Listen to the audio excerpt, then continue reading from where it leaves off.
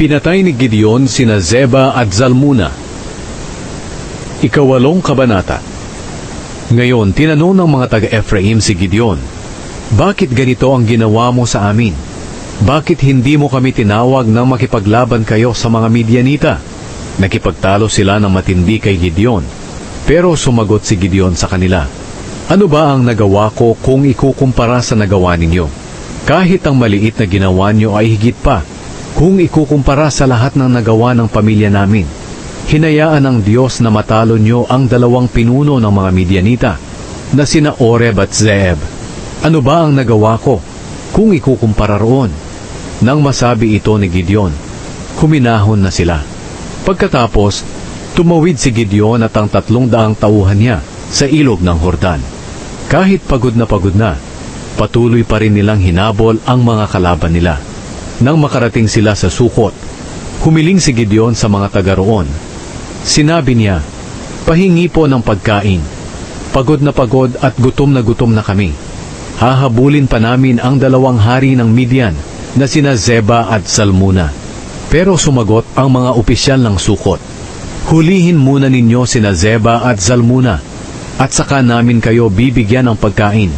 Sinabi ni Gideon, "Kung ganoon, kapag ibinigay na sa amin ng Panginoon sina Zeba at Zalmuna, paghahampasin ko ang katawan nyo ng matitinik na sanga."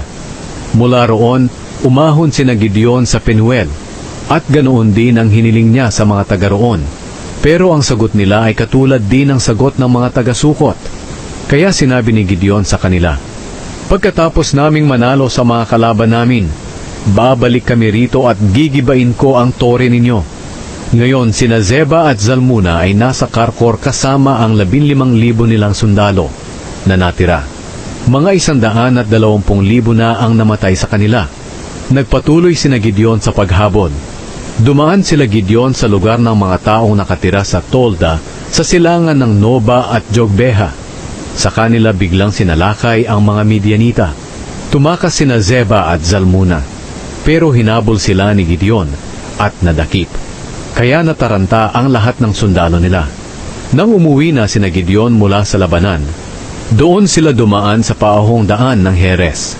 Nakahuli sila ng isang kabataang lalaki na taga-Sukot, at tinanong nila kung sino-sino ang mga opisyal ng Sukot.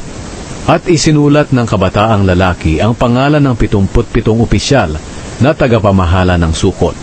Pagkatapos, pinuntahan ni Gideon ang mga taga-Sukot at sinabi, "Natatandaan pa ba ninyo ang inyong pangiinsulto sa akin? Sinabi ninyo, hulihin muna ninyo sina Zeba at Zalmuna, at saka namin kayo bibigyan ng pagkain. Ngayon, heto na sina Zeba at Zalmuna." Kinuha ni Gideon ang mga tagapamahala ng Sukot at tinuruan sila ng leksyon sa pamamagitan ng paghampas sa kanila ng matitinik na sanga. Giniba rin niya ang tore sa Penuel at pinatay ang mga lalaki roon. At tinanong ni Gideon sina Zeba at Zalmuna, "Ano ba ang itsura ng mga lalaking pinatay nyo sa Tabor?" Sumagot sila, "Katulad mo na parang mga anak ng hari." Sinabi ni Gideon, "Mga kapatid ko sila, mga anak mismo ng aking ina. Nangangako ako sa buhay na Panginoon na hindi ko kayo papatayin kung hindi nyo sila pinatay." Pagkatapos, sinabi niya sa panganay niyang anak na si Jeter, "Patayin sila."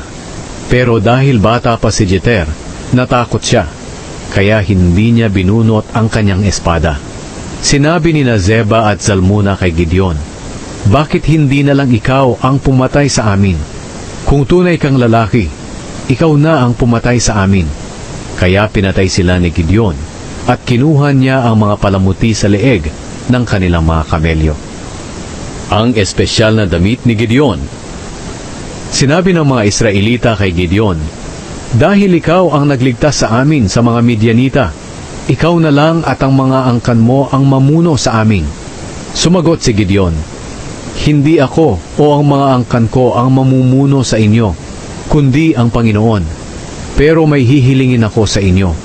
Maaari bang ang bawat isa sa inyo ay magbigay sa akin ng mga hikaw na nasamsam nyo sa mga Midianita?" Nakahikaw ng ginto ang mga Midianita, ayon sa kanilang nakaugalian bilang mga Ismaelita. Sumagot ang mga tao, "Oo, bibigyan ka namin." Naglatag sila ng isang damit, at naglagay ang bawat isa roon ng hikaw mula sa nasamsam nila sa mga Midianita. Ang bigat ng mga gintong hikaw na natipon ay 20 kilo. Hindi pa kasama ang mga dekorasyon, kwintas, damit na kulay ube ng mga hari ng Midian, at ang mga nakasabit sa leeg ng mga kamelyo nila. Mula sa natipon na ginto, nagpagawa si Gideon ng isang espesyal na damit, at inilagay ito sa bayan niya sa Ofra. Muling tumalikod ang mga Israelita sa Diyos at sumamba sa ipinagawa ni Gideon. Naging malaking bitag ito kay Gideon at sa kanyang pamilya. Lubusang natalo ng mga Israelita ang mga Midianita at hindi na nakabawi pa ang mga ito. Naging mapayapa ang Israel sa loob ng 40 taon habang nabubuhay si Gideon. Ang pagkamatay ni Gideon. Umuwi si Gideon sa sarili niyang bahay at doon tumira. May 70 siyang anak dahil marami siyang asawa. May asawa pa siyang alipin sa Shechem at may anak silang lalaki na pinangalanan niyang Abimelech. Namatay si Gideon sa katandaan. Inilibing siya sa libingan ng ama niyang si Joash sa Ofra sa lugar ng mga angkan ni Abiezer. Hindi pa nagtatagal mula nang mamatay si Gideon nang muling tumalikod ang mga Israelita sa Diyos at sumambang muli sa mga imahen ni Baal. Ginawa nilang Diyos si Baal Berit. Kinalimutan nila ang Panginoon na kanilang Diyos na siyang nagligtas sa kanila laban sa lahat ng kaaway nilang nakapalibot sa kanila. Hindi sila nagpakita ng utang na loob sa pamilya ni Jerubbaal na siya ring tawag kay Gideon sa lahat ng kabutihang ginawa niya sa Israel.